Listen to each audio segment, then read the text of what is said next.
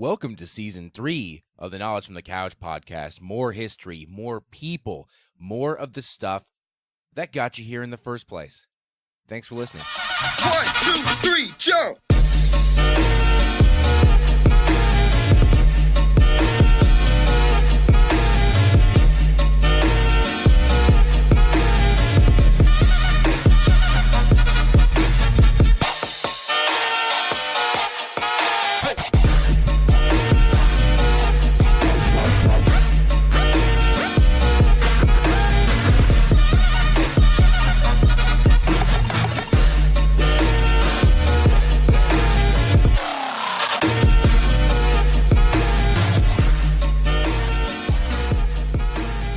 Hey guys, welcome back into the Knowledge from the Couch podcast. I am Kyle, your host. Today's episode, episode number 52, is a bit of a mashup between the lovely and wonderful Aaron Hogg's All Things Action videocast and, of course, my very own podcast, the Knowledge from the Couch podcast that you're listening to now.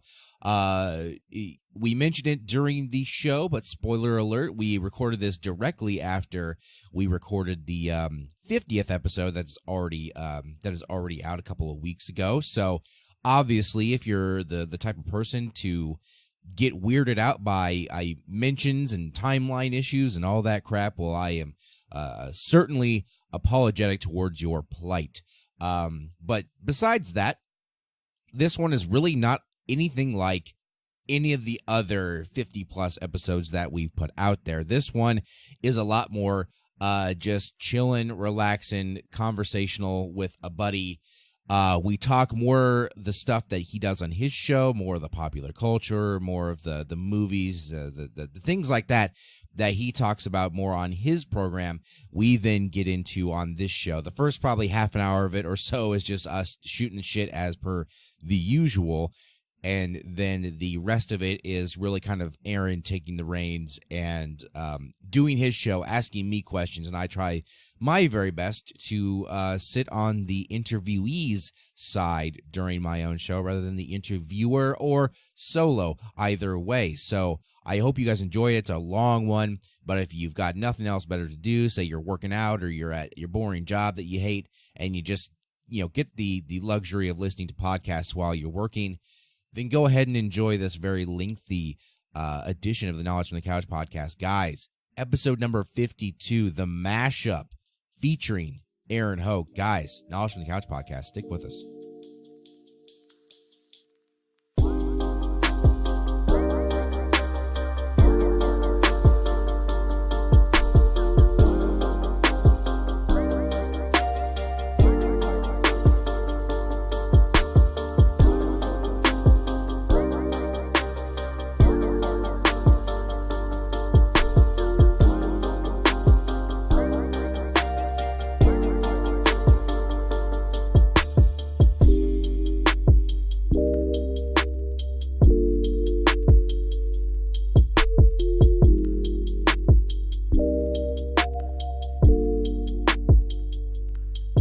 All right, guys, so this is a very, very special episode. If you're a kid of the 90s, you'll be very familiar with very special episodes of all your favorite sitcoms, but we're not, well, we might, but we're probably not going to talk about drug abuse in young Captain children. Planet? Like Captain Planet, or like... Look it up, you fucking millennials. Or like, what's the show? Like Different Strokes, and that guy's like diddling little boys and shit. It became a very special episode. And that guy, touch me. Oh boy! I think more of the '90s. It's probably like Fresh Prince of Bel-Air, where his dad abandons him. That's pretty. That's why doesn't he love me? Why don't he want me? That's sad. Why don't he want me? It's go to YouTube and look it up, and you'll be sad as fuck because Will Smith did a pretty good fucking job with that particular scene. That particular scene got him Independence Day. It made him. Maybe. Oh, fuck, I don't know. Made him. No, it made just him. making that up. It made him Will Smith that we all know and love even today, even if his kids are fucking weird. Why don't he want me? Why don't he want me, man? Statue, Uncle Phil. So anyway, this is a very special episode of the Knowledge from the Couch podcast. You might call it a mashup if you're that type of person, but you'll be familiar with this sort of thing because previously on the All Things Action podcast many, many, many moons ago. We did a sort of mashup episode between our two shows. It's a video cast, by the way. Did I call it a podcast? That's okay. Oh, well, I love podcasts. You bitch. You motherfucking bitch.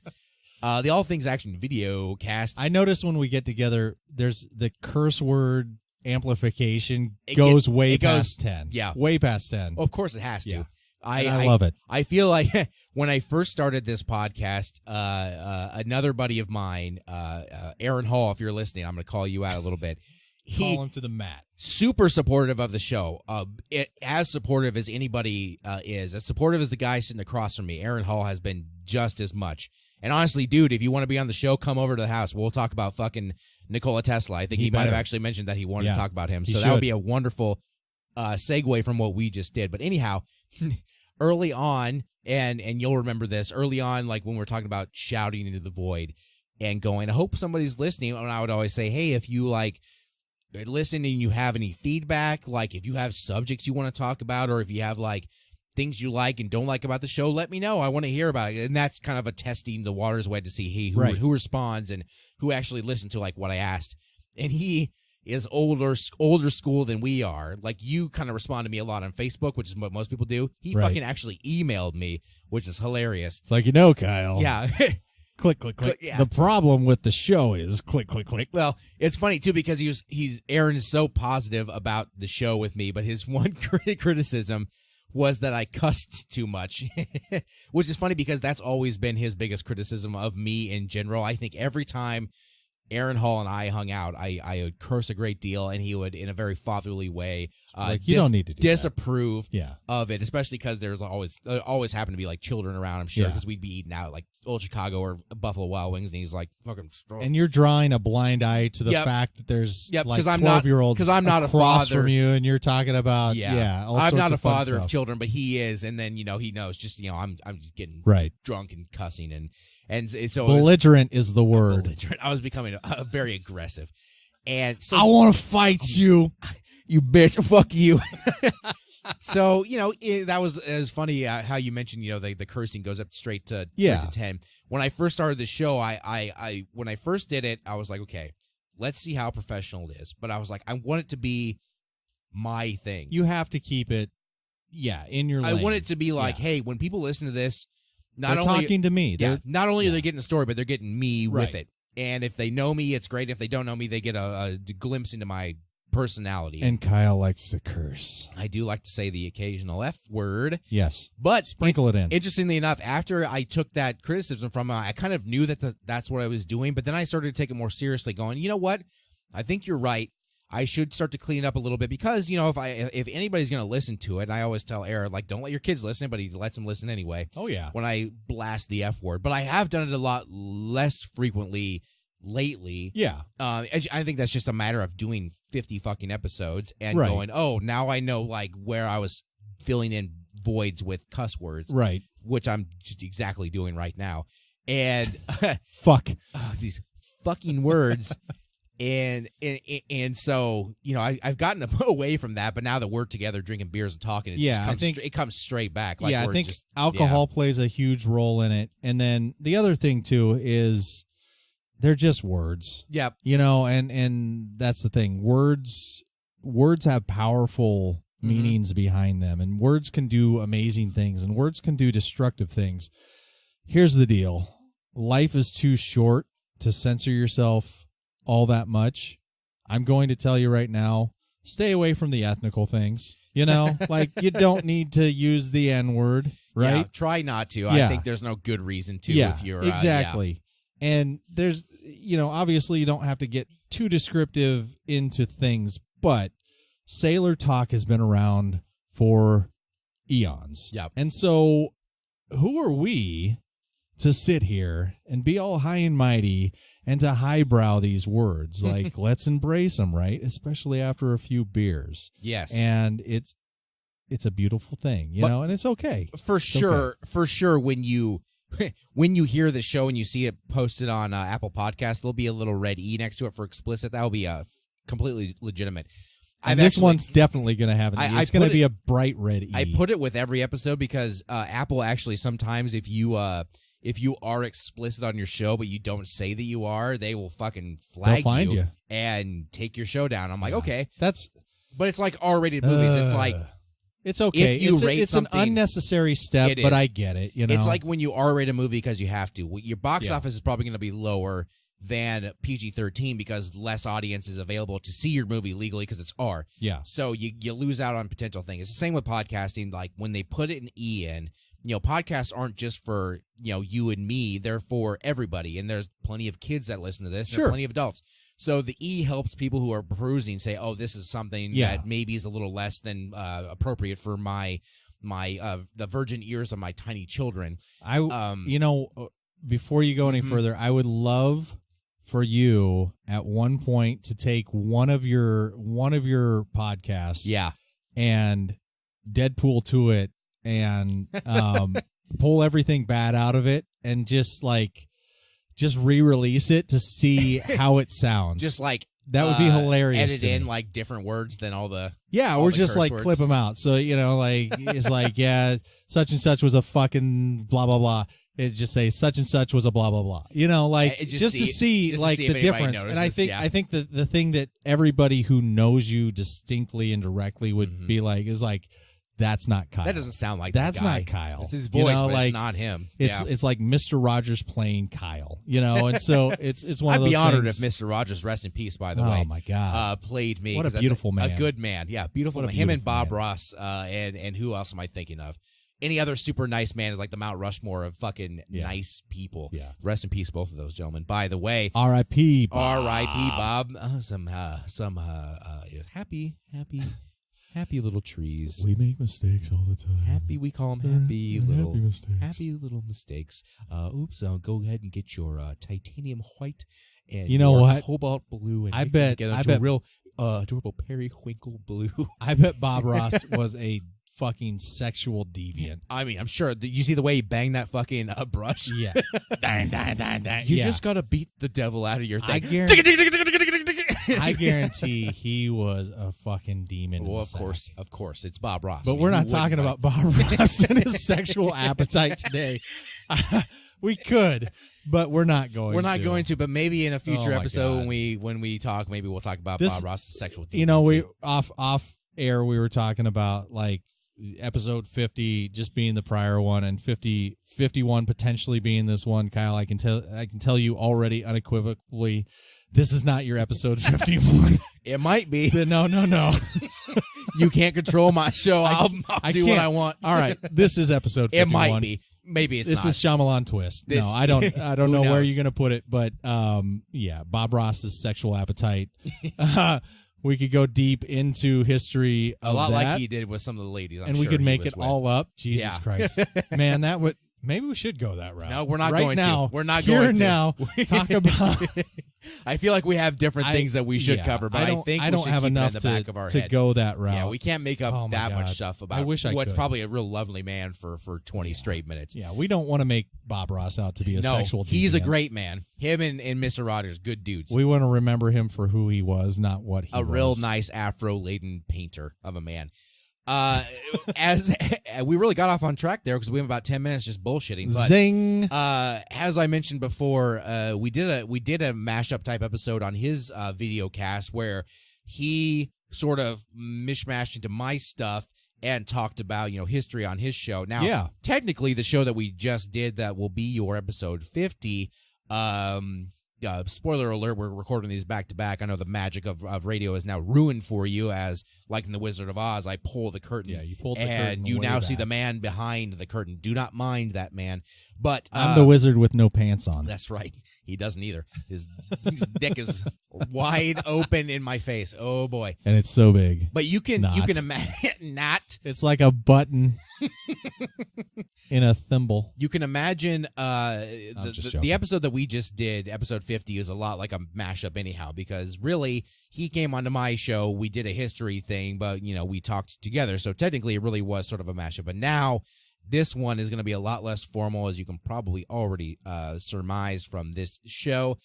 They're a bunch of idiots. Yeah, you aren't listening at all to the show if you can't surmise that this is just that dead background noise where, someone's like fucking stirring the batter. Amber, I'm talking to you. Yep. You're just fucking working that batter back and forth in that fucking bowl. You're not even paying attention. I'm right here. I'm talking. You're talking. Folding the egg whites in. You're folding the egg whites. It's happening. This is going to be sort of a mashup between our two shows where I'm going to let Aaron take the reins a little bit as we talk, and we're just going to chit chat about kind of more recent like popular culture type of stuff.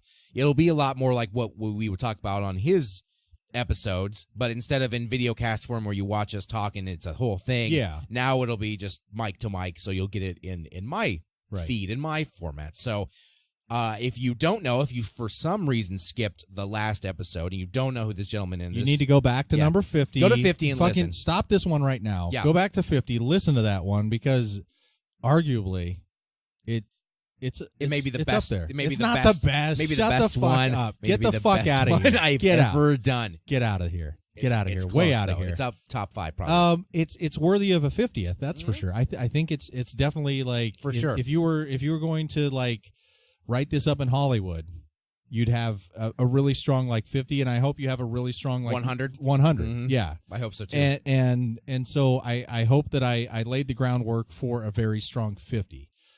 But yes, you are. If you haven't listened to that show, the other person talking that you are hearing, his name is Aaron. He runs the All Things Action video cast. You can find it on Facebook. Search for that very same phrase. You've seen me on there a bunch of times. He is the host of that show. It is Aaron Hogg. He is with me today, and I'm going to let him kind of halfway take the reins, and we're just going to chit-chat about pop culture and all that kind of stuff. Yeah. And I hope you enjoyed, and if you don't, just turn it off now. I don't really give a shit. Either way, maybe this you'll is like bonus it. content. This right is bonus here, content. We're not working all that hard for the bonus content. Oh my God, you guys don't even know everything about what we just said in the last episode, where we were being so positive and nice to each other and talking about how we're professional. It's just all undone in this particular episode. Yeah. We are just going to chit chat. If you like hearing two guys just talk about stuff, you'll very much like this. If you don't, then I don't care, because it's really it's going to be maybe non-canon to my episode's canon. It's going to be an alternate universe episode. I feel like when we get together, one of my favorite comedies of all times is Step Brothers. Mm-hmm. And I feel like that is literally what we are in some regard. We are Step Brothers, and so it's one of those things where it's like he names the 3 people, and he's like, one you got to F, one you got to kill, one you got to marry, or whatever it is. And so when we get our mashups together and we're doing them right, that is literally kind of what we're working with. Is like, dude, I got my thing, you got your thing. Yep. So if people haven't, and obviously a lot of people have not been turned on to All Things Action video cast, it is definitely not a success. I won't call it a failure. I would never call it a failure. Neither is what we're doing now. This is certainly this is way more successful than All Things Action video cast. Here you are in royalties. I am on a fucking platform that should be very much more successful. Maybe in not theory. So much in practice. I think the problem is that there's, for every podcast, there's probably like 3 people who are putting shit on YouTube. Yep. And so it gets a little murky YouTube's out there. Real saturated. Yeah. And YouTube, if you're listening, you guys need to fucking figure out how someone is able to put a video on that you can have copyrighted music, but when I use 30 seconds of copyrighted music, I have to redo my whole fucking video because you've decided that 30 minutes of video is going to negate the 1 hour of audio that it was on there besides that. So, figure it out. It's guys. real tough on the YouTube landscape with the whole copyright thing, because most of the copyright claims on YouTube, as far as I understand, from being quite a YouTube connoisseur myself and listening and watching videos of various artists who get copyright strikes. Right. There's a lot of automatic bots and stuff that crawl YouTube and just kind of detect these sort of things automatically and say, oh, whatever song you just used is copyright claimed by the Universal Music Group or by Sony or whatever. And it's going to be muted, and if you take it out of the thing, we'll undo it. But if you keep using it, you either have to pay royalties. You either enable ads or pay royalties to whoever uses it, Right. or B, we're going to copyright strike you and we can delete your channel. So just to, I guess this is a good segue into the All Things Action video cast. Pulling back the curtain a little bit. This isn't necessarily the All Things Action video cast side of it, but apart from All Things Action, I do a lot of YouTube stuff. Yeah. So like Samaya, who's my daughter, she's 13 years old. Mhm. She's on an avid soccer player. She's an avid soccer player, Mhm. to say the least. She's on a team here in Nebraska in the U14 age group, 2005. They are the national, the state champions of their for of their her league. soccer. Yeah. for soccer in Nebraska. Yeah. So it's at Pretty the top impressive. of the mountain, Mhm. right? And so I created a video of their state cup run where they played 4 games, and It's a montage of it's moments. a montage of game, Mhm. 18 minutes long. The thing is, it's a lot of it's a lot of soccer. content. It's Yeah. a lot of Mhm. it's a masterpiece, really. Yeah, it's you might put it up next to Yeah. the Mona Lisa as a I masterpiece. I for personally sure. would. But A man of culture. So I thought, well, you know what? I'm going to put this thing on YouTube, and I'm going to use these 4 songs on there. Great, impactful songs. Mhm. They are all commercial songs, but they're not songs that you hear a lot on But the songs radio that right are now. known and They're copywritten, all that copywritten. shit. Yep. And so I go on there and I see like, such and such, the song is being used by ESPN. So, well, shit, if ESPN's able to use it, I should be able to use Well, it, right? yeah. Even if I just put the notation on there and I give credence to it, and and Oh no. I put that thing up there, and out of the 4 Not songs, 10 fucking seconds later, you. I couldn't even post it. you are struck. All 4 songs came up as being copywritten, Mhm. and I couldn't even upload it. And so I all had to that go work back. down Oh the my fucking god! Let me tell you something about video editing. For 1 minute of video content that has to get exported, Yeah. you're looking at least Probably 10 minutes of exporting, rendering and yeah. mhm. and that's not even counting the upload to YouTube. So to render it from raw Yeah. footage to Yeah. whatever it is, that takes a certain amount of time. Then to upload it to the the So content something that was 18 consumption minutes. place. Do the fucking Do the math. math. 1 minute to 10 minutes. Yeah. We're talking days here. Yeah. And so I had to go back through, take all those ones out. I had to export it back with generic songs Yep. that could be used, and then upload it again. Mhm. It was a full week Yep. before I could actually do it, Yep. And the irony is, it's like we're heading to regionals, and I literally had to wake up at 5 in the morning on the day that we're going to regionals. Yep. Mind you, we're not leaving until 9 in the morning to actually fucking leave. And Frank. and I'm literally at 5 in the morning putting it on YouTube and hitting publish blindly, hoping that there's no fucking copyright infringements on the songs that I actually use. Yep. And there's no way for me to promote this video. Yep. Exactly. And so luckily, after it finally uploaded and I see it, I'm able to jump on Facebook on my phone and fucking upload it promote it that way. And it's a whole thing. But here's again, it harkens back to, why is it that someone else can use the same song, but I can't? You know, and so it's just one of those bullshit things where it's like, if you're going to be clear and transparent, make sure that you're doing it equally with everybody. Yeah, I would assume that they those larger content creators pay some sort of base royalty fee to a company, and they can just access their library, whereas us little guys can't really afford. Or the other thing is, Mickey Mouse has a fat dick. Yeah, that could be and the he case is too. able to Slap people unsheath around that with it. thing and just do whatever he feels like. Yep, that's the case. That's why I use very, like you said, I use a lot of non-copyrighted music on mine, because there's a lot of good sounding shit out there. Oh my God, And there's so much there out are there. a lot of good artists who are willing to Yeah. let their songs be used. So I Yeah. just go that avenue because there's no shortage of that shit. Yeah, to and, find. and that's what I was going It to say. sucks because sometimes you want to put a cool, modern or Yeah. known song, and it Yeah. goes with everything. You're like, yeah, cool. And then, you just can't. I remember when I made a really shitty YouTube video back in, this has been like 2007 or 8 or something, when we at the university had our judo club going. I filmed a bunch of different, like with my camera, I filmed a bunch of different like footage of us doing practice and competition and stuff. And I put it together, and I put like a Breaking Benjamin song or some shit underneath it because that was cool to do at the time. Right. And then I put it on YouTube, and it was totally fine. I actually checked it many years later, and it was completely muted because it was a copywritten song. And I was like, oh, well, I better just delete this because there's no fucking point to it being here anymore. But that was the whole thing. It was like, you didn't how many views had it had by then? Oh, maybe 30, 40, something like that. Nothing significant by any means. It was some just dipshitty. But that's the thing that pisses me off. Is you know, like, this is small potatoes compared to some people out there. So if you do have a YouTube channel and it's successful, please just roll your eyes when I say this. I've got videos that have like 500 to 1,000 to 1,500 views on it.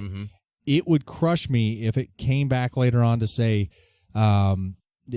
we know your video's been up for 6 years now, but we're going to go ahead and throw this little fucking infringement on it because now it's a problem. It's like, no, this is fucking terrible, because 1,000 views is big in my book. If All Things Action Videocast views got to 1,000, I don't know what I'd do. I would think that I'd made it to the big time, especially if I was like routinely getting 1,000 views per week. If you're getting at least 1,000 plus a week, that means you got at least probably 500 to 600 loyal people who are watching, which is pretty impressive audience for really anything. I mean, my show probably gets per episode 100-ish downloads. I've had higher than that, I've had lower than that, but on average, it probably clears about 100 for most of them. I think I've just passed like the 9,000th total download. I'm pretty close to 10,000, but I've been doing it for a year. That's pretty plus. awesome. Oh, thanks, man. But it's just one of those things where it's like, I'm not big potatoes by any means, So it's just if I was really striking like big podcast numbers, like some of the podcasts, like Rogan probably knocks out 100,000 in the first day or two listens, which is insane because he's a big name, popular podcast. He's got the top 10 spot on his all the time. So I don't know. It's one of those stupid things where I feel your pain, my friend. I feel your pain. So when I first started this thing, I was like, I'm just going straight to non-copyright because I'm not going to be a part of that bullshit. That's very smart. I'm not going to have some dipshit come around and be like, your podcast is using this music and I don't like it. And I'm going to be like, nobody fucking listens. I mean, not enough people listen to this for it to even fucking matter. I'm not taking any money out of anybody's pocket. And that's what I think. That's what I think I was probably getting at.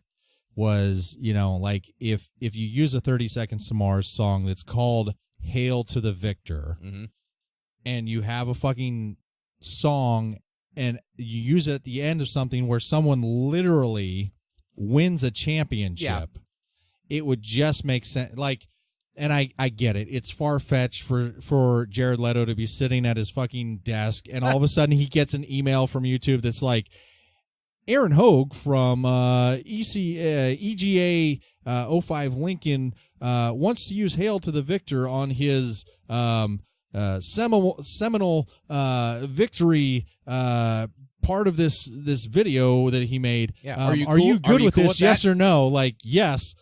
This looks great. Like, I wish we lived in a world where it was like that. As easy as that. God damn, that would be great. But we don't. I get it. Like you said, we got bots that literally scour the audio files and the video files to make sure that stuff doesn't happen. Exactly. And I'm good with that. It's fine. And that's the thing. There's way more people making royalty-free music out there than there are people making copywritten music out there. God bless those all people. Of those people, all those people want to they willingly want you to use their shit because it gives them exposure. One of those times, get them around. It's just like you or I. One of those times, we're going to be picked up by something else that's way bigger, and they can go, "Oh shit, you just got something that's commercially viable now." I'll take my cut of that. And then, thank you. Yep, and everything from now on, they continue to make commercial, which makes sense because everybody wants to make it and make money in what they like to do. So it is not unheard of at all to get to that point. But anything crazy in the world of pop culture that you'd like to speak about now that we've gone on for 15 minutes, 25 minutes now, bitching about being small potatoes. YouTube, being YouTube's bitches. I guess, Kyle, one of the things that has been really hot on the press and on my mind lately Yeah.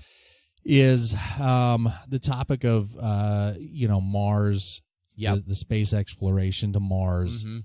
SpaceX, and Elon Musk. And I would be remiss to get your feelings on the impact of Elon Musk and SpaceX and the Mars exploration, especially after I think it was this season or last season, you really went in depth into Project Gemini and all of that stuff. We're hitting we weren't around for all of that stuff, but we are going to be around now For this stuff. For this. Mhm. What is the impact? What are your feelings from a historical standpoint, and kind of what are you nervous about from a historical standpoint? What are you excited about?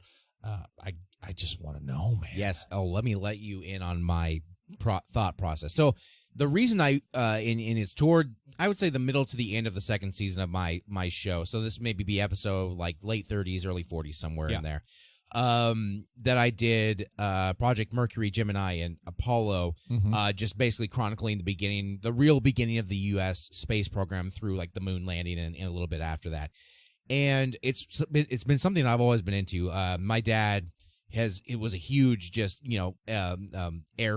Air Force and just airplane and space nerd. Like the reason I like the shit that I do now is probably very much because of him. I like Star Trek and Star Wars and all that shit because of what we had available, like, stuff to watch, and just the way he was into it rubs off on your kids, and my dad was the exact same way. Exactly. I think we have parents that are roughly the same similar age. Yeah, exactly. So so there was something I was always into, and then as I got older, I started to think about it in a more, sort of a worldly or broader view than just like, oh, cool, we went to the moon, the end. Right. You start to think about it in as more of a, it's stupid to say, but a citizen of Earth rather than just like some dude in the middle of America. Because when you look at the universe is fucking massive. I mean, this is just the tiniest little pebble floating around in this the when you void say of massive, space, you might as well just say infinite. It's infinite. You know? It might as well, I mean, maybe it is or maybe it isn't, but to a Right. human's brain, it might as well fucking be. I mean, you'll never get to the end of it ever. And so the thing about it is people, as humans, the reason your brain works the way it does is because you are basically a smart animal. Mm-hmm. If you are an animal, especially like say like a regular old mammal, like a mountain lion or something, like your whole existence is to hunt, eat food, survive, kill or be killed. Yeah, ad infinitum. That is just what they are. Because if there was anything else clogging that brain up, then you would have a lesser chance of survival. That's the whole point. Right. Same with humans. Now, we're a lot smarter. We've evolved, a prefrontal cortex that lets us, basically understand that we're mortal and going to die, which kind of sucks for everybody because you see that what you're doing is finite, Right.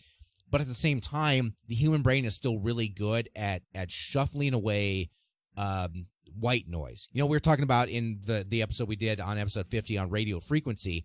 If you just have your entire brain open to every frequency ever, you're going to pick up everything. It's going to sound like nonsense. It's like being in the middle of New York City and trying to listen to every voice in every car, every little sound. It's overwhelming. It's insane. So the human brain is really good at pushing away excess stuff, and it allows you to focus on something, which is great because it's allowed humans to accomplish what we accomplish, but it also makes us really small-minded because you get so into whatever you're into that you forget that there's a lot of other things that exist around you. That's why people lack empathy, because they get so enamored in their own shit that they forget that other people have stuff going on too. Like your life and my life aren't the only lives that exist on Earth. There's 7 billion of us that all have something.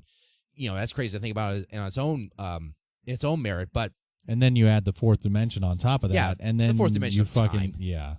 And so it's one of those things where I feel like when we first went to space, and when people took pictures of Earth that weren't on Earth, it like blew people away. Right. And especially people who have actually personally been to space or away from Earth, they come back changed. They are changed people because physically, they see, mentally, everything. They see how small everything really is, or they see the majesty of Earth away from it, and they things that they used to think maybe were super important or whatever, they change their priority in their head because they go, oh shit, this is all these people bitching and moaning about the little baby things on Earth just are meaningless once you're away from it and you're in space, and it is this you whole see it like thing. a fucking marble.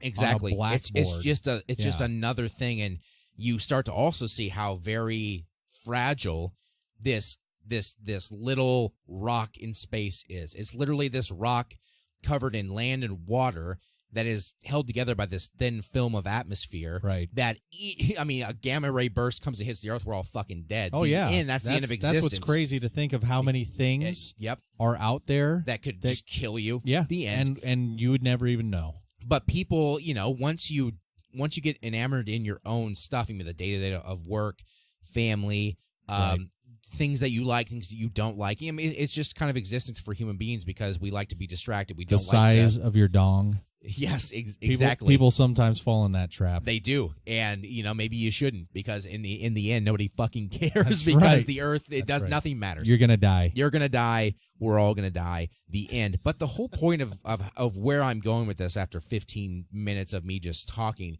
is that I feel like the passion for space and the whole like the United Earth effort of going to space was really big in the 70s, 60s, and 70s as we went to space and go, oh my God, we can actually do all this bullshit. And it was rooted in TV. Yeah, and you saw a real big leap in society from the 50s to the 70s. It was Absolutely. Insane. And now things have kind of rolled their way back because we've done a lot of amazing things since then, but not with humans. Right. We've sent probes fucking everywhere. The Pioneer and Voyager spacecraft have taken pictures of all the fucking planets and moons, and it's insane.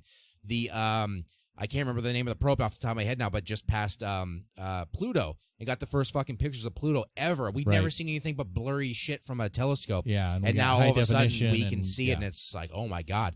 But none of this. The one that plunged into Saturn, we got to see the rings of Saturn, how everything actually works out there. Yep. Yeah, it's incredible. And the fact of the matter is, but even though all that is amazing, there's still a lot of people doing good work with space things, and especially like with the International Space Station, that as well. Right. Humanity as a whole isn't like on the edge of their seats with space.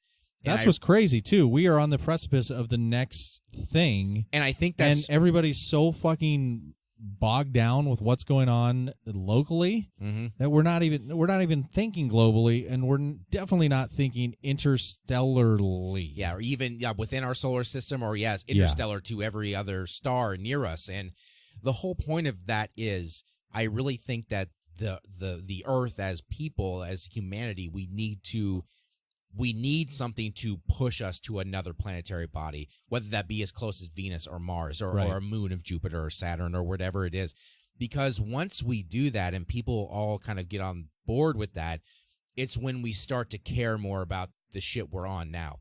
The Earth is fragile, and I don't care what you think, but we are doing our best as humans to fuck it up pretty bad. I mean, that's, people say, oh, you have the gall to think that humanity can fuck this planet up. It's like, yeah, dude. I mean, we fucking figured out how to fission atoms and blow shit up. I mean, we can really fuck some shit up if we start to use our stupid big brains. Yeah. It's one of those things where a lot of people are so centered on, well, we can't do this initiative because it's going to cost us too much money, but in the end it would probably be the right thing to do because we don't have a catalyst that says, oh shit, this is the only place we got, and if we don't start looking and we fuck it up, that's the end. We have nowhere to go. And bureaucracy seems to do a good job of giving you the highlights of what we're doing, but it also doesn't really touch on the fact that for every good thing, there's a bad thing that happens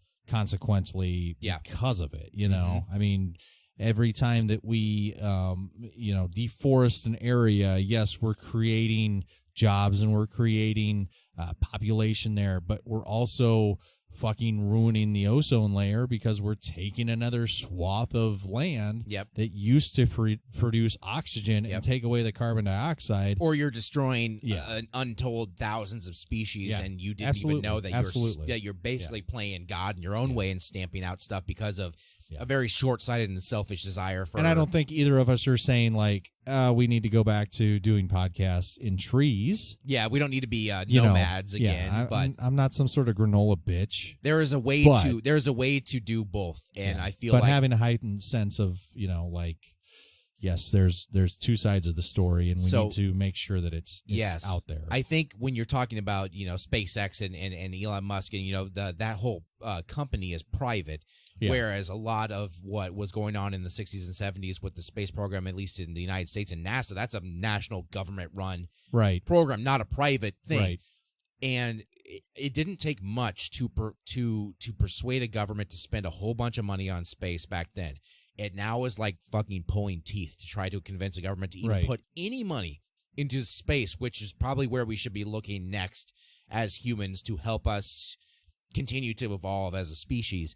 But, we can barely get a 10th of 1% of a budget to even go into what might be the most important thing. So you use private industry to sort of hopefully spur that. Yeah, and hopefully that's the next vestige. And obviously, we can go back to this too. But you raise a good point of the whole government part of it too. Is what are your thoughts on the Space Force? I think is it the right time? Is it where we need to go now, or is the president just kind of spewing things that sound really like outlandish and it's like Space Force. Oh. Well, it's outlandish in my opinion because we already have a Space Force and it's the fucking Air Force. I mean, the United States Air Force is basically where we get a lot of the spacefaring things that the government does. So it's kind of almost like a small. There's no reason for it to be a separate. No. We have so much goddamn money that goes into the military complex that they could easily just offshoot it and it would be totally fine. Right. I mean, technically the Marine Corps is an offshoot of the naval, branch. So you think, it is its own separate thing too. You think being able to like fold in additional scientists that are, astrology, astronomy, all that stuff into the U.S. Air Force would probably do just as good as starting another branch in the government. Either that or you do maybe start another branch, but it's not military based. Like you still have technically the United States Public Health Service is a uniformed branch, but they're non-combat. Right. The NOAA, the National Oceanographic Association, they are a government based, technically uniform service. They have ranks and everything, but they're not military. The YMCA. The YMCA, where you can get a hot meal and a shower. And, that's right. And a disease. They're not militarized. They are not. Yet. Not yet. And the YWCA. Women. Young women's, whatever, Christian athletics. Is that what that stands for? Are we going to do the YNBCA? What's that stand for? Young non-binary. There you go. Hey, man. CA, whatever CA I'm all is. about it. I'm progressive as shit, dude. I'm 100% for it. Yeah. But no, back to Musk and SpaceX. Yeah. Where are we going? To me, it's a good and a bad thing. So everything about Tesla is like super cool and sexy. Like everybody wants to drive a Tesla. Who wouldn't want to be a part of they sound fucking awesome. Something cool as shit as what he's doing? And the guy, I've seen a few of them out on the road. Yeah, we see them more and more the, often. The power cells, the battery cells that they're talking about. I am every time that they talk about the shingles for roofs that are actually solar panel. I'm like, go ahead and sign me up now. I'm ready to take that thing right now and install them on my house, because that sounds cool as shit. Absolutely insane to be free of an electrical grid. Yeah. Or at the very least be self-sustaining enough that you either pay into the grid, like you generate electricity that helps others out, or you basically are so unreliant on it that maybe if you need an extra boost from the grid that you have it, but you're basically not feeding off of it. Yeah, you're always on the grid, but the fact of the matter is that mostly independent. Your house can function without what it needs to do. Yeah, exactly. Yeah. And it's cool because you're generating energy from a natural resource. Jesus. A giant ball energy of from the sun, people. It's out there. It's always out there. I was reading something somewhere. I think that it's not going away for a billion years. Yeah, enough energy hits the Earth like every few seconds to like just power everything on Earth. And that's just the sun. It's just there. It's always there. Your phone hypothetically should be able to be powered by the sun. Yeah. And the wind, the Earth rotates and we make wind, and it just powers. It's crazy. And the Earth has a molten core that just generates mad amounts of energy. Fucking too. Look at goddamn Iceland. Yeah. Yes, they just run completely off of goddamn the Earth moving. Yeah. Pretty impressive. Yeah. There are a lot of things that you can do, but I feel like it's super cool. Like Tesla is cool. Elon Musk he's a cool name. Like he's a figure, kind of I don't know if he's necessarily a good guy or a bad guy or ambivalent to either. But I really think that honestly, if governments are going to just keep dicking around when it comes to wanting to put money into space exploration, space travel, space whatever, I hate to say it because I'm not like a super pro like private business guy, but sometimes it's what it takes to like spur something forward. And I think if they're going to be the ones that fucking go to Mars, or at least they're ones starting to head the way, then maybe that'll spur governments to do the same thing, and that will hopefully then domino into something cool happening on Earth, and we have another scientific revolution, and we see the universe for what it is, rather than thinking that all we have around here is more than enough, when it really probably isn't when it comes to the long run of this species. So no, that's a good answer for a very broad question. I hope I satisfied you with my answer. Yeah, and I think that's one of the things too that All Things Action Videocast really kind of plays into the fantasy of things that we see in TV shows and in video games and on film and on film. Yep. They do have some place in reality. Mm-hmm.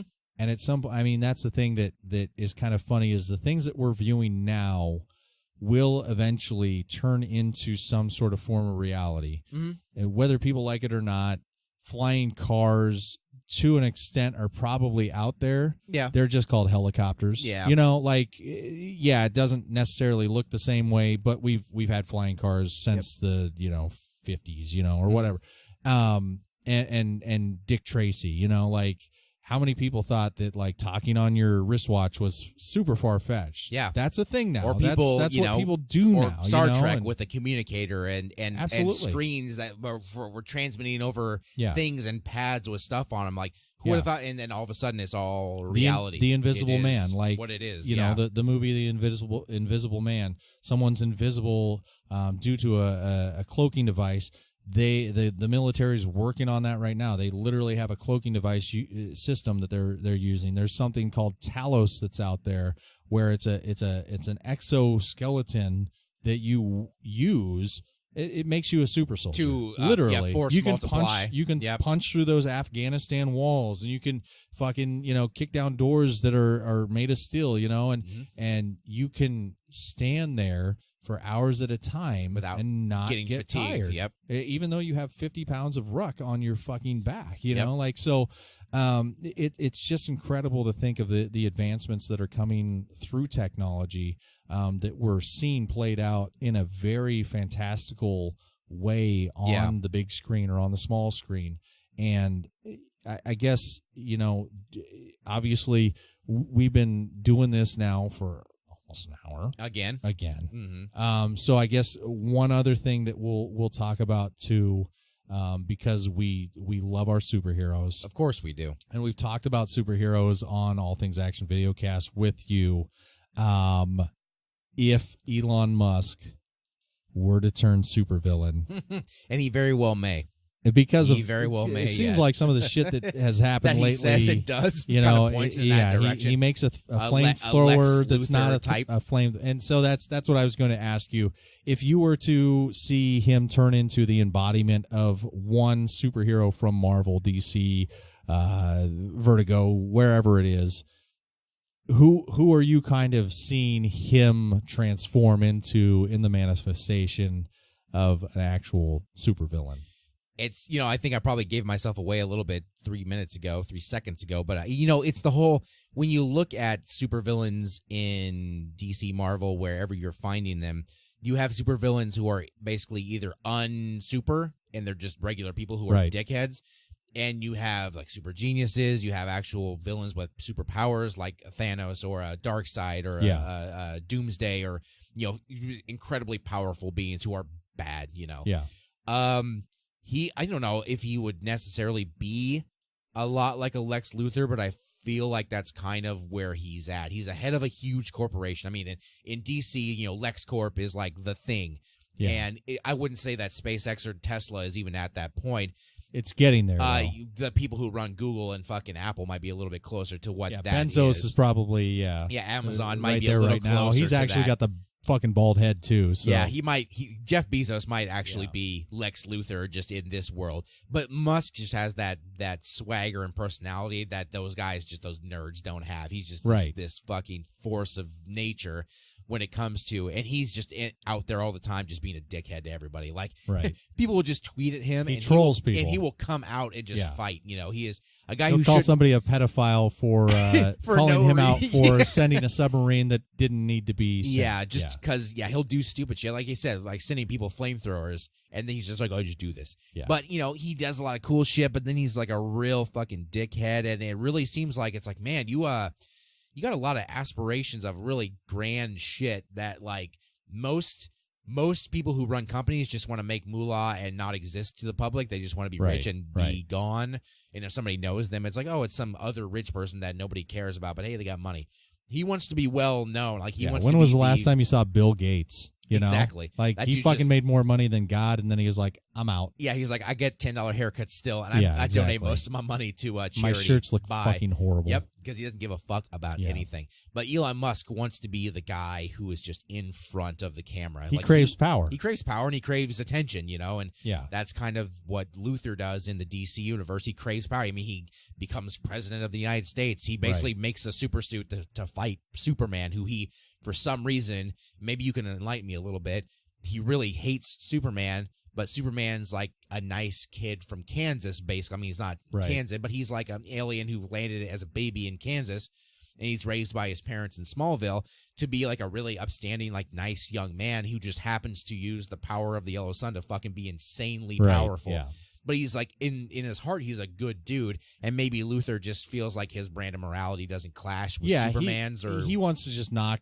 But man, he really him doesn't down like a him. peg. Yeah. And he wants to. I mean, it's kind of funny that Batman versus Superman, the direction that they took with Bruce Wayne in that movie was really more of like a Lex Luthor one, would have been where thinking. he's like, well, we can't let this guy. Yeah, if he even has a have the 1% power. chance of wanting to kill us all, we have to take him out because he could kill us all. And they could have easily done that with the Luthor figure in that movie, but they decided to. And they sort of did too, but they did it in such a stupid way because I like Aaron Eisenberg a lot, but he was the wrong choice for Lex Luthor. Sure. I think he was in the director's mind and everybody's mind who casted him like a really cool choice because he was kind of hot at the moment.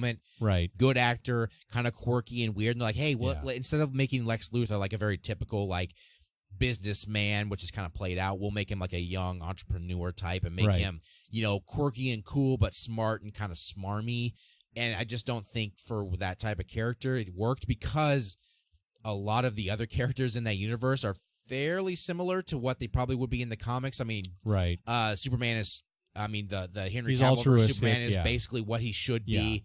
Maybe a teeny bit off. Ben Affleck's Batman's pretty close to like he's dark, he's the Dark brooding, Knight Returns type of He's gonna Batman. take some shit down. The Barry Allen, the Ezra Miller Flash is He's quirky and weird. Yeah. Wonder Woman's like a spot on impression of what Wonder Woman should Gal be. Gadot.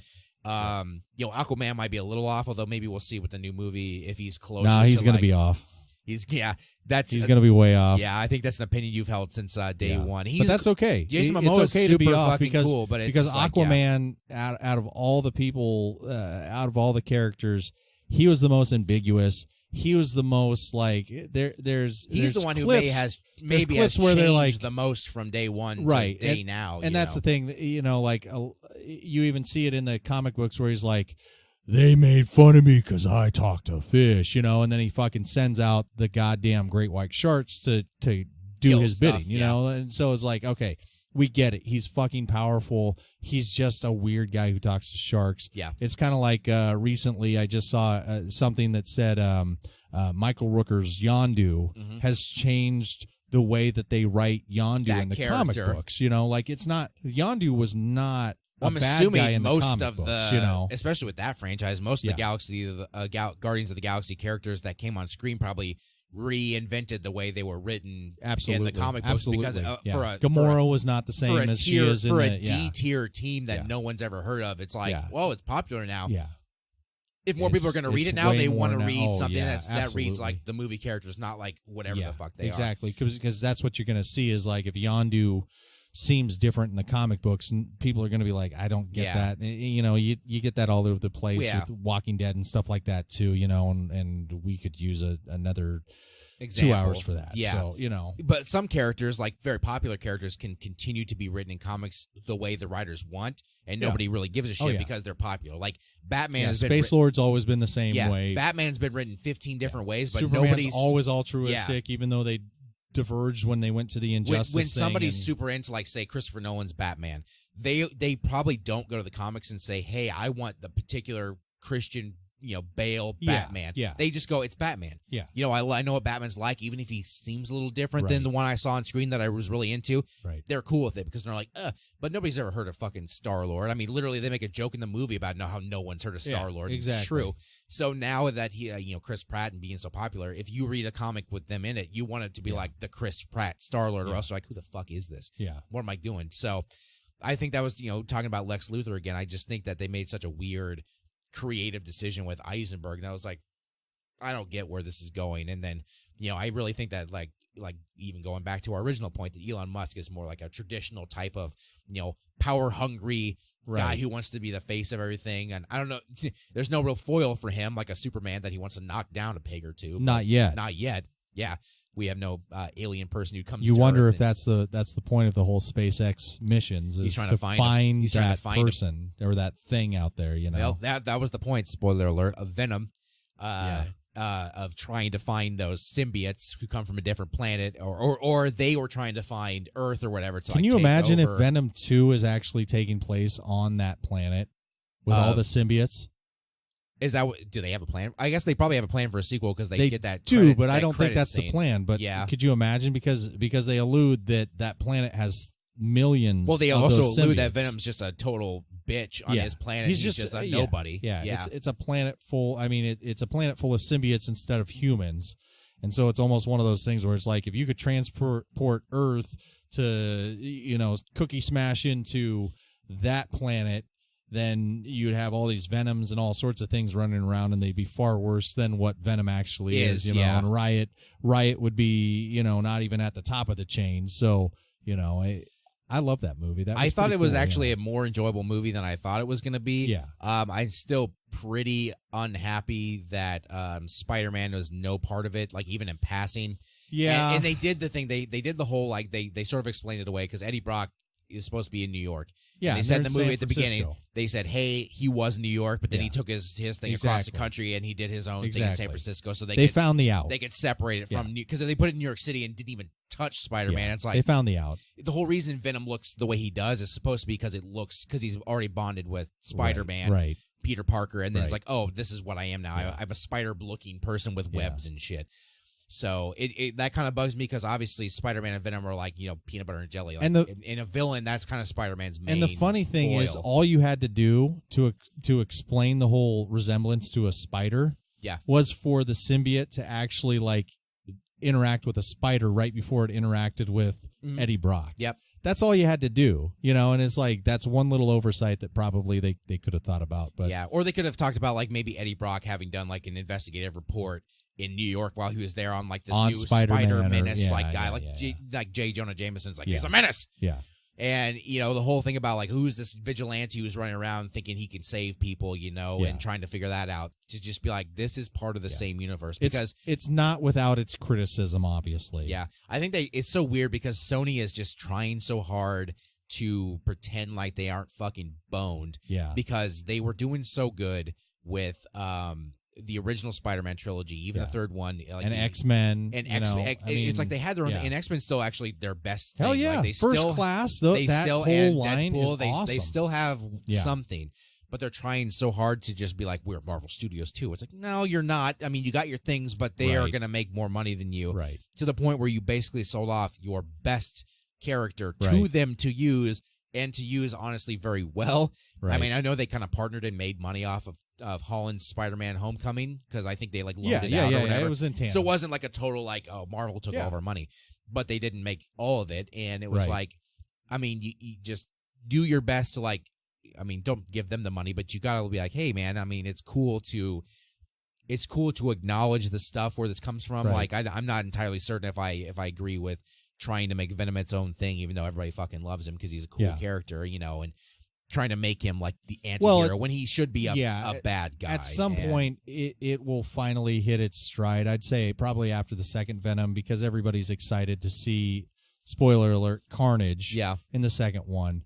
But after that, it's like, well, what do you do? If you don't have Spider-Man, then there's no story there. So really, the fucking post-credits for Venom 2 is going to have to be either Miles Morales or somebody who's in a Spider-Man outfit. And that's the whole funny part is because, I mean, you probably saw it with Raiden, I'm assuming. Yeah. And there was that post-credits, like, little movie of the animated Into the Spider-Verse and that's with great. Peter Parker and Miles Into the Morales Spider-Verse looks like an awesome thing. But that's the whole thing. They put it with it. So, obviously, that's part of Sony's thinking is, hey, Spider-Man and Venom are a related thing because we put it into the movie together. But in the actual Venom, we're just not going to fucking say a single utterance. And I think it's great, but in the long run, something like that needs to have it needs to be connected. Now they're going to have a Morbius movie, and they're fucking rolling quickly on that. But at the same time, Sony is rolling very quickly on Spider-Man Far From Home. Yep. You know, and so you've got like two things that are just like competing back and forth with each other, even though they're the exact same thing in the same universe. Yeah. It makes it muddies the water. And I guess that, you know, I know we're hitting literally an hour at this point. One last thing though, because I know you are a comic book fiend like me, and a movie, you know, fiend like me. We've talked ad nauseum about Warner Brothers versus Marvel. Yep. One thing that I want to kind of bring up that I'm kind of curious about with you is Marvel. Yeah. Their Avengers 4, right? Mm-hmm. Big thing, right? Yep. Do you feel like after Avengers 4 it's the beginning of the end, or is it the end of the beginning for the new Marvel, entirety of the what next they're phase? doing? Because I feel like one thing that Warner Brothers has either done right or done wrong is they scrapped their shared universe very quickly. Mm-hmm. They noticed that there were ripples in the water, and they went, all right, we'll figure this out later. We'll do standalones for a while, and then we'll come back to this if we really want to. Marvel has gotten to a point where they're all in. Like I that's the thing that I keep thinking about is like Captain Marvel comes out next February next or whatever April it or is. something like right that. before. And or then is it right after? No, it's before. So they can see where Yes. Captain Marvel comes from. Yeah. And then you have Infinity War. Infinity 2. War. Mm-hmm. But after that, there's a big, vast unknown. And so we've already got confirmation that Steve Rogers, in some regard, is not going to be with us after Avengers 4, Infinity War. The second one, yeah. And so you're going to see a passing of the guard regardless. Is this where they jump the shark? Is this where they hit that precipice where it's like, it doesn't freaking matter if Sony comes in with all of the characters that they've been holding back. It doesn't matter if the X-Men make an appearance. It doesn't matter if Reed Richards and the Fantastic Four are introduced.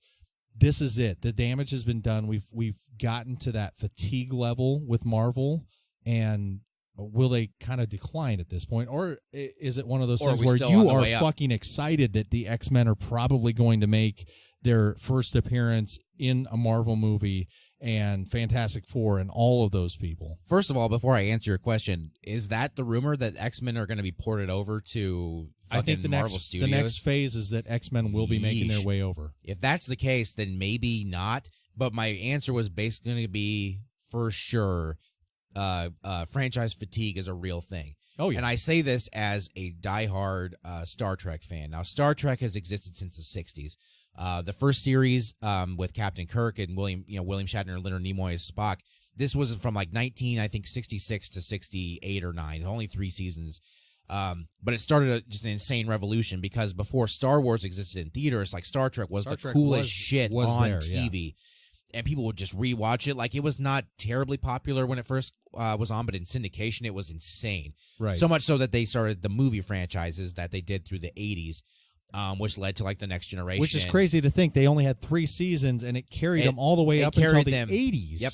And then they started the movies. And it carried everything into all the Star Trek that exists now, which is something like 700 plus like episodes and like 15 fucking movies. It's insane. Yeah. I mean, you can't think of many franchises that have done more than Star Trek has.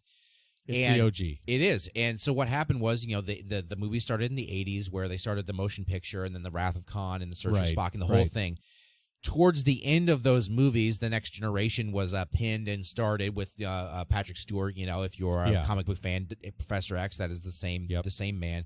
They went 7 seasons on that with like 20 plus episodes a season. So they just pumped them out. Toward the end of The Next Generation, because Star Trek had become so popular because of that show, the Star Trek Deep Space Nine and then Star Trek Voyager a couple years later. So movies. At one point there was I think in like 98 or 9, Star Trek was on like its 8th or 9th movie. There were like 3 different Star Trek series on TV all at the same time. It was everywhere. And it was like the universe was cool. It was shared. It was totally like self-referential to like everything they've done. And then they made Star Trek Enterprise, the Scott Bakula version, which I fucking love, honestly, but not many people did. And it was on UPN, and it was just a disaster of a network. And I never watched that one. It's so cool. If you are into Star Trek, go to Netflix. It's all there right now. And I rewatch it constantly. But I'm a fan. I have been for my entire life. But there was a real Star Trek franchise fatigue during the late 90s and early 2000s because it was just like, Jesus, you're seeing. I mean, they were giving us the same shit over and over, and real crazy fans were all about it because they just can't stop consuming content. Yeah. But most regular fans were just like, "Oh my god, this is just too much." And then Enterprise was canceled in like 2005, and we didn't have anything Star Trek wise at all on TV or movies until 2009 when the new Star Trek cool movie with like Chris Pine and stuff came out. And everybody was like, "Oh shit!" Yeah.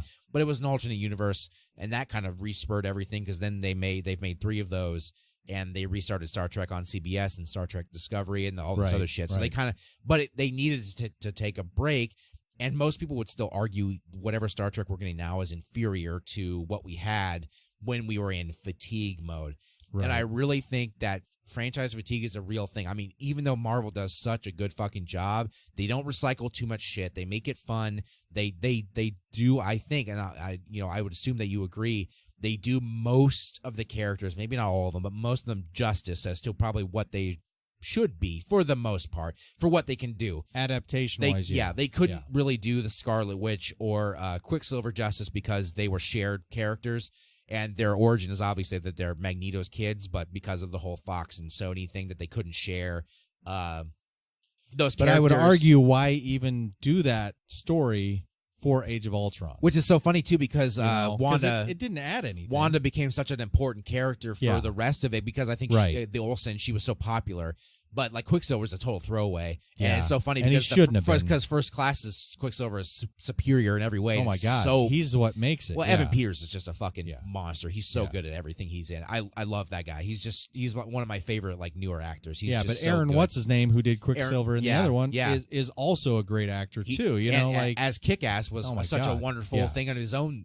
But the whole like just you can't do everything. Yeah. You can't do every character justice. But for the most part, they do really got a good job. I think. Yeah.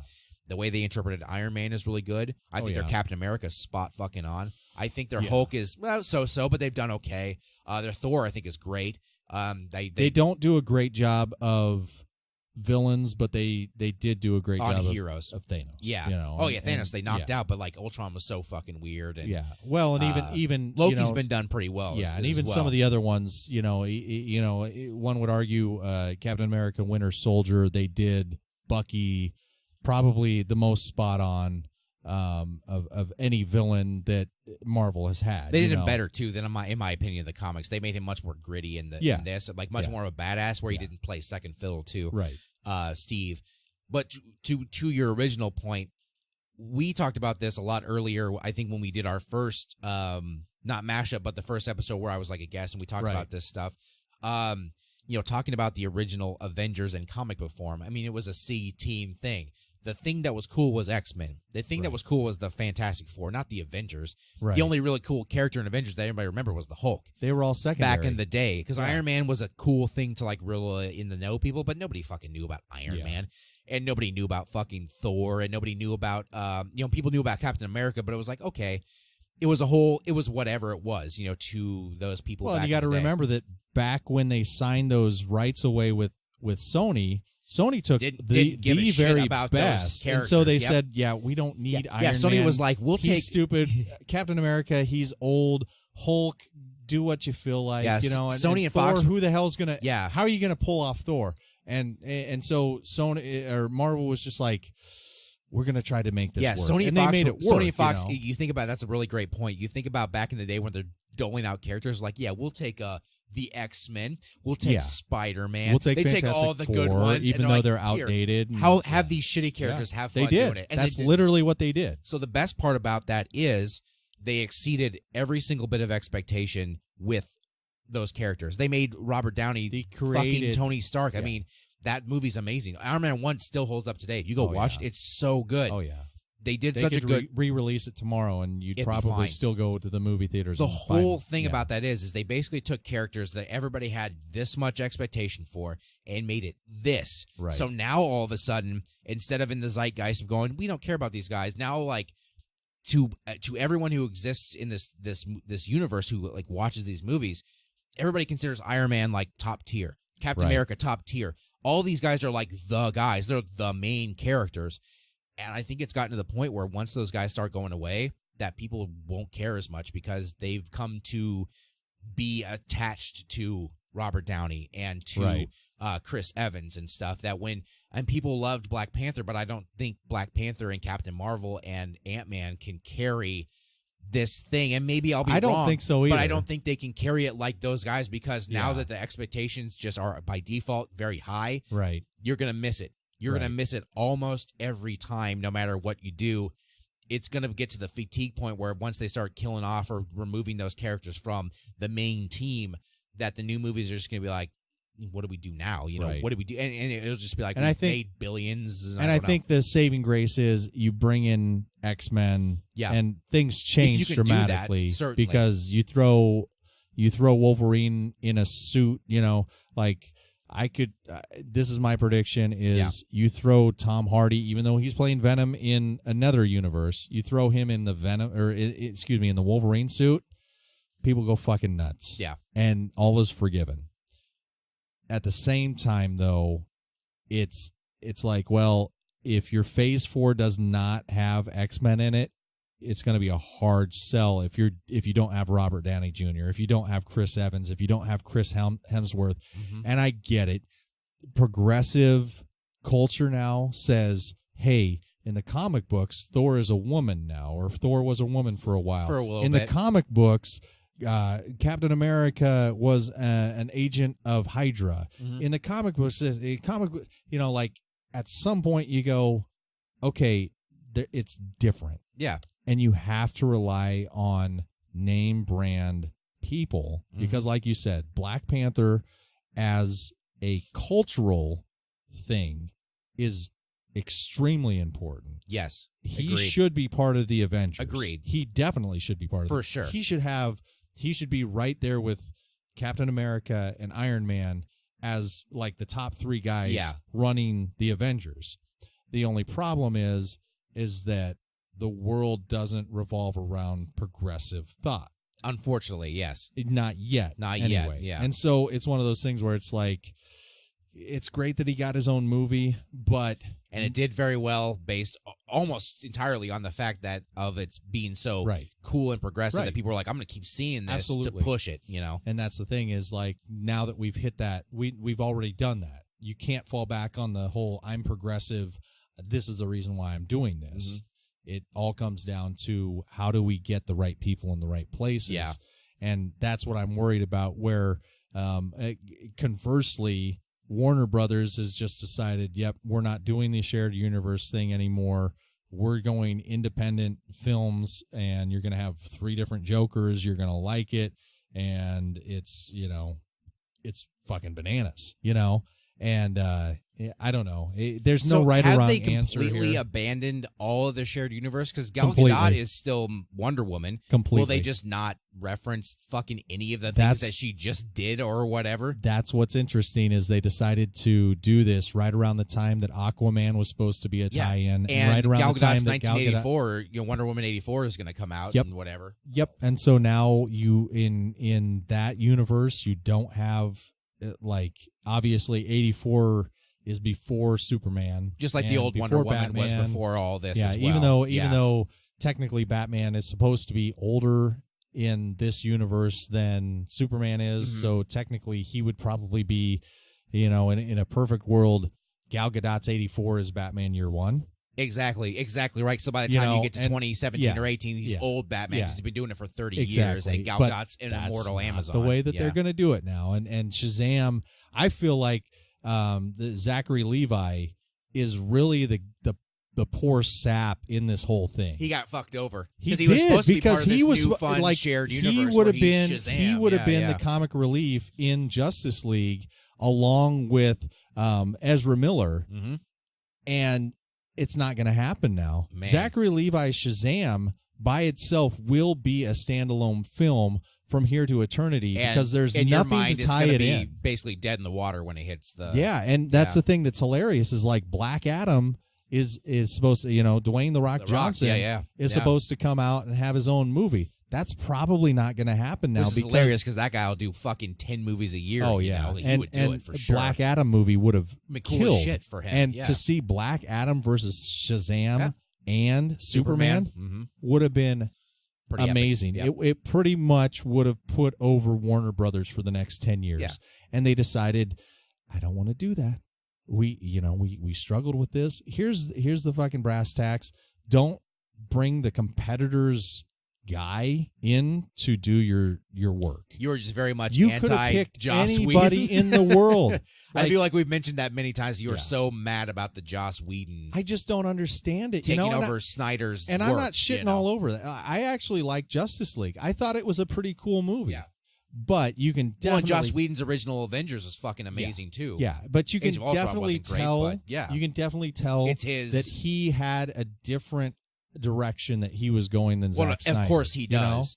And that's probably why they took him off of the Avengers now, and they put the Russo brothers in charge, because their vision is different than his, and they made the Winter Soldier, and it's fucking amazing. But the thing is like, I don't know if you've been reading about, like Zack Snyder's Justice League, what actually was supposed to take place and stuff like or whatever. I never read terribly. If you can, just like read into it, and you'll even get even more pissed off because it's like, oh my god, that would have been so good. Yeah, but at the same time, Zack Snyder can kind of really be a real weirdo. And, but the other thing is Snyder had a chance to do it right. The problem is when he took that shit to Warner Brothers executives, he showed them the wrong stuff. Yeah. And they went, I don't fucking get this. Yeah. No, you're out, buddy. This looks like shit. I can't sell this. This is supposed to be our prize and horse, that's the thing. You're it's fucking like, selling us shit. In hindsight, it's easy to say like, oh, this is what I was planning on doing. Great. Why didn't you fucking shoot that and show that to everybody instead of taking them in and putting whatever you put in front of them? Oh, this is what I wanted to do. Well, it doesn't fucking matter now, dude. Then you should have done exist. Yeah. Although they say there's a cut out there, a Snyder cut. Well, and they'll never hit. Warner Brothers is the one that's holding it up. They'll never let it hit the light of day. So no, there's no way. Yeah, it's unfortunate. Everybody's trying to copy and mimic the success that Marvel basically stumbled into, because it's not like the Marvel universe is the first superhero universe. Yeah. Fucking Spider-Man came out in 2001, and that was an amazing trilogy, but it was a standalone. Blade was dope as shit. That was before that. That was like 98 or 99, I think Blade came out. But that wasn't even really considered a comic book movie because nobody knew Blade was a fucking Marvel character. The Crow. I mean, there's been ones out there, but they've all been standalone. But even up to Spawn, like trilogy form, like in Spider-Man and X-Men being But you know, Yeah, people, what first X-Men was 98? 2000, 2000, I think. yeah. And then 2002 was X2, I think, and then Yeah. 2005 or something was Yeah. X3. So But all of this was pre Iron Man, pre Right, the Hulk, right. the original Hulk with Ed Norton. But right. so, you know, everybody's like, oh man, it is possible to not just do like, say, a duology or a trilogy. We can do a whole fucking universe. Right. And once Marvel showed that you could, and basically by accident, by how popular their movies, because they got so lucky with how well they were made that Right. they just worked, that everybody started to try to mimic it. And DC fucking fucked it up, as they do. And like that whole monster, like Universal's universe, that took one whole movie to fucking flop. And it's a whole thing where a lot of studios are like, let's try, and they can't, because it's not a corporate thing, it's an organic. That's exactly. Vision. That's why you never go into something saying we're going gonna to do a it universe like this. Never, never. I mean that's the thing that really kind of screws you in the end, is always thinking that you know exactly what the consumer wants. And I think that's what's kind of cool about the Venom thing to come full circle here is there was no talk about like a second Venom. It sounded like the first week that it was out, like, it was on shaky ground to begin with. Yeah. Mm-hmm. And then the overseas numbers started coming in, and they're like, well, maybe all we right, can. I think we can maybe do we this, can. you know? And then they started talking about like, okay, Jared Leto is signed on to be Morbius. Like, okay, we have something here. Poor now Jared we can start Leto's do it. fuck up Joker because of the crappy I think Suicide Squad. I think he's going to be back. Suicide Squad, I challenge everyone to challenge him. I challenge you to watch it again. If you only watched it once, or if you haven't watched it before, watch it twice. If you watch it more than one time, you will actually realize that movie is actually pretty fucking good. For a DC movie, for Jared sure. Leto's performance in there is pretty fucking good. I am never going to back down from Suicide Squad, because the longer that I sit and watch that show and really like analyze it, I enjoy it. I really do. I mean, it's the one out of all the newer ones that I go, this one has potential. This one really does have potential. Yeah. They did the characters right. That's the thing that gets lost on all of these fucking movies right now, is they deviate too much from the actual comic book character. You know, Captain Boomerang looks like Captain Boomerang. Killer Croc looks like Killer Croc. Harley Quinn looks and acts like Harley Quinn. Yes, Jared Leto's Joker is something different. Again, here's the challenge. I challenge you to come up with a character that previously had a Academy Award winning performance and not do the same thing. And I challenge you. Or try to not get total fucking criticism Exactly. based only on the fact that you exist. Yeah. And that's it. He was damned if he did. He was damned if he did. That's exactly and right. so that's the thing, is like, you can take shits all over that. But at the same time, like, at the beginning of Suicide Squad, when they finally get Deadshot, Yep. Batman's the one that brings them in, and you're just like, oh, Batman.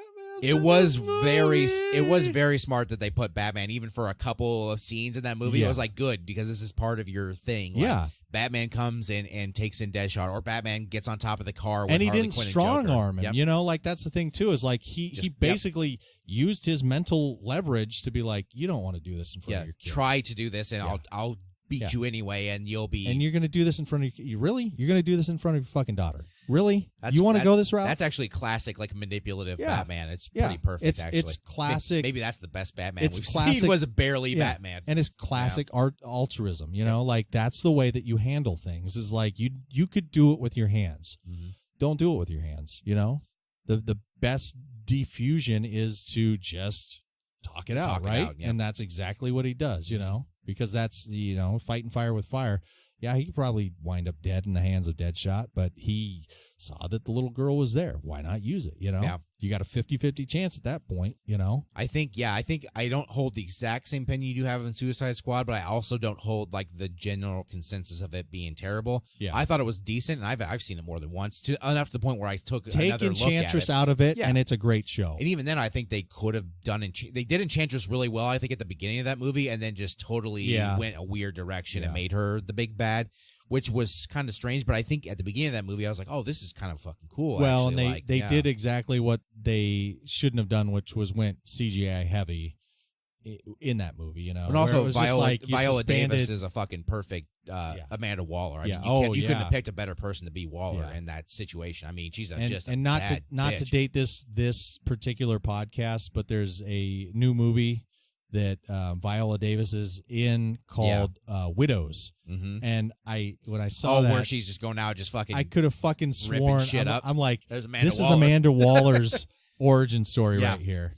She's just know? out there So, just pissed off, and yeah. she's about to just use her insane manipulation Exactly. abilities to just Wouldn't make that it be happen. awesome Yeah. if in a roundabout way?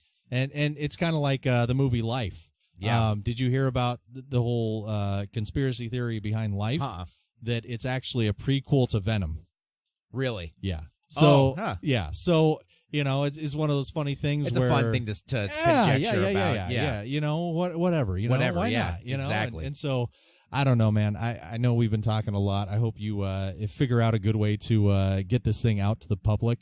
But I want to tell you before I take off that I have had an extraordinary time doing these 2 episodes with you. I pray that I get a phone call here in the next couple of months to be like, hey, you got to come back on. Oh, of course. We had a fucking blast, and I'm able to sit down before you and get do that this. phone call, you already have a standing invitation whenever Yeah, you want it. yeah, So yeah. if you ever But just I'll think of certainly something, take it. And I know that you're going to have other great guests on, and I'm super excited about it. I have listened to Knowledge from the Couch podcast from you're its a inception. day one supporter. Yeah, and year plus of this bullshit in and your ears. it would take an insane amount of shitty work from you, which I know does not exist, Oh, for thanks, me man. to ever deviate from even thinking about not doing it. I was talking to your wife earlier, and it's one of those things where, like, come Friday, I live for this. I literally start work at like 7 a.m, and I sit there and refresh my Stitcher Because sometimes just constantly, and sometimes it's it like takes a while for me to get it's one like, out. Yeah, fuck, I leave at 4. This ain't happening today, so I'll find it on Monday. Yep. But typically at about like 1 o'clock, something like that, I'm just getting into like my rush hour of my day. I'm able to pop that thing on, and it gets me through an hour of work, and I always enjoy it, and I always learn something. I can't tell you how many people I've learned about through the 3 seasons and different things that happen. And like you said earlier, I usually hit you up on Facebook to say nice job, or hey, I got a question about this, and I'm never going to stop doing that. Nice. But I think what you're doing here is an awesome job. I love the setup. I cannot wait to hear all of the other great people you're going to have on here. And like I said, I hope at some point I'm able to come back on. Oh, for sure. Fucking riff with you, or you can teach me, or I can teach you, whatever it is. This is definitely a format that I really enjoy. Yes, of course. And I really do appreciate all your kind words. I wish every one of my fans was as nice about this as you are. That would be wonderful. Get but a fucking real job. Yeah, get a real job, you bitch. I do have a real job, by the way. Yeah. But anyhow, yeah, man, of course you have an open invitation. I'm glad that I can provide some, historical something into your life, where I inject a story or inject something into your weekly routine. And I'm glad to be able to not only go on your show and chit chat and shit, because I mean we've been friends for you can show years up anytime now. and do that. Yeah, I'd actually encourage that so that Just I come don't over have to your to fucking have the house. kids all the time on there. Yes, if we can ever make it happen, I will definitely always come over and we'll do one quick. But I appreciate just being able not only to because like I was saying, we've been friends for a long time now. Oh yeah. And this was the commonality that we built our friendship on when it began, was our love of the same sort of stuff. We have a lot of common interests, and listening to Jim Rome in the back of a Target. Yeah, we did that. Then we grew our beards out, and when I release this episode, you'll get to see the pictures of our stepbrother. It is. I still show people that to this day, and it's always a hit. You have it on the mantle. I have it in my room, Yep. looking towards the bed that my wife and I do terrible things to each other too. So I'm always there watching. So you're watching, literally. But yeah, it's fun to not only be able to like give you whatever I give you in terms of a historical, I guess, education, but it's fun to be able to riff on the same shit that we're into that doesn't have anything to do with that. Like we just went. I Right. think this show actually lasted longer than the last one, which is amazing because we just went. That's how easy it is for us to just go. It doesn't even matter. It's really, really pretty simple. It's two buddies just talking. Yeah. And it's been a blast. I'm so glad I've been able to have you here as well, and I'm glad that people are going to be able to listen to this. I hope you enjoy hearing your own voice back to yourself when you listen. I always do because I'm a narcissist. Because I'm a fucking narcissist. Yeah.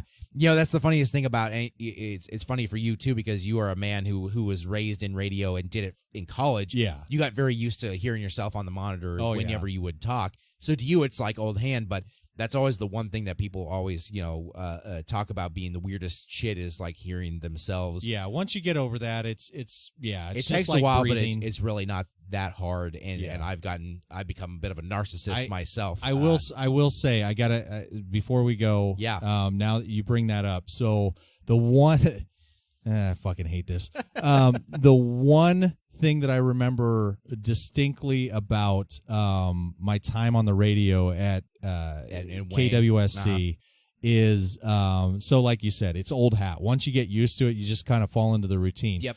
Well, we always had a rotation on there to read the news. Yep. And sometimes So you just get like a copy from somewhere. Yeah. You just go on the AP way back when and it's fucking on dot matrix and shit like that. So you type in, you'd find 5-10 stories to talk about and just run them through quick. And so sometimes your rotation would fall on a weekend, where you're obligated, and like if to you go could work find a few somebody, hours on the if you could weekend. find somebody to do it, great, no problem. If you couldn't, no big deal. You just go in and you fucking read for, it was like a 20-minute. Yeah, not a huge deal, pretty easy. 20-minute thing. Yeah.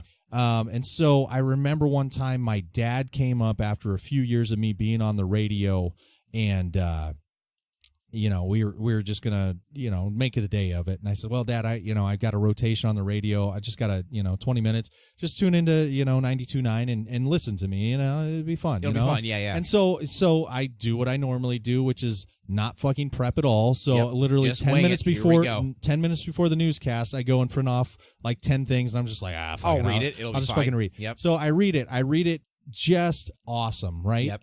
And we get to the end, and you're doing your like sign out line, and I'm reading because I actually copy and pasted it all out. Yeah. And it says for KWSC FM 92.9, the cat or whatever it is at the time.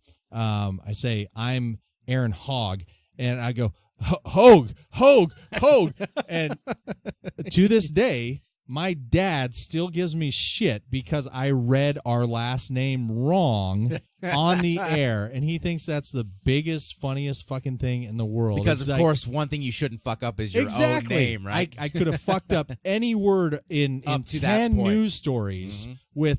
I remember that day I did a fucking story on hockey. Yeah. Because it was like Stanley Cup championships or something like that. All these Russian fucking names. Yeah. Nail them all phonetically. Yeah. And somehow I fuck up my Your last own name. Yep. And it's the day that my dad happens to be listening. So, I mean, we're all prone to. You can't be a pro these 100% of yeah. the time. Even the best personalities have a flub here and Yeah.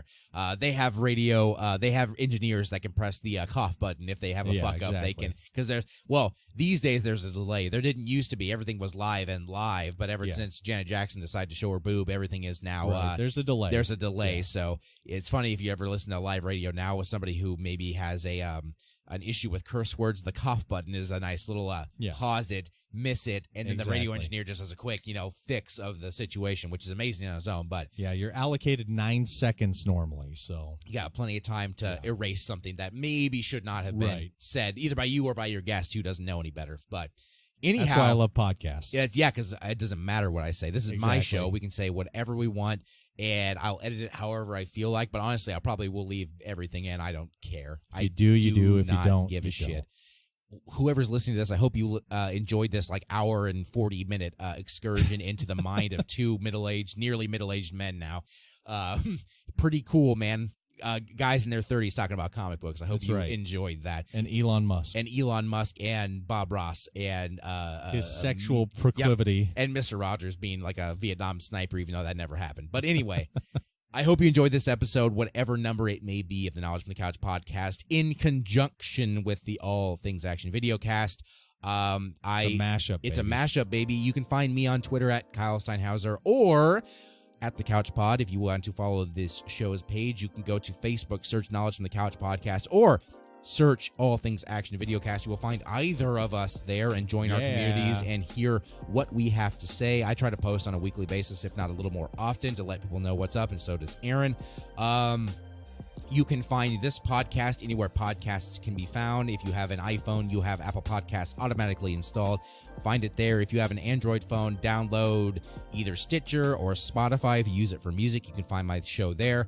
Google Podcasts is a new thing that you can now just use, kind of like Apple Podcasts. It just is on your Android phone these days. You can find Aaron's show on YouTube. Search All Things Action on YouTube. In the search bar, you'll come right up to it. And yeah, that is kind of the plugs section. I think we covered most everything.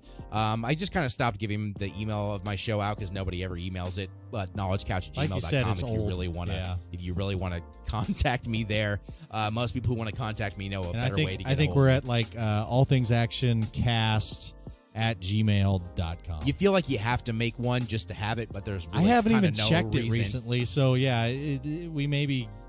Yeah, Ed McMahon may be sending us $1 million, and I don't know about it. Well, hopefully he didn't from the grave or whatever, because I believe that's a dead person From as the well. grave. Here's your Publishers Clearinghouse $1 million. Oh boy. Anyhow, guys, I hope you enjoyed this crazy mashup. I hope you enjoyed a dual dulcet tones through a couple of real cheap microphones, and I hope that you all have a wonderful day wherever and whenever you listen to the show. Guys, I hope you enjoy it. Peace. Peace.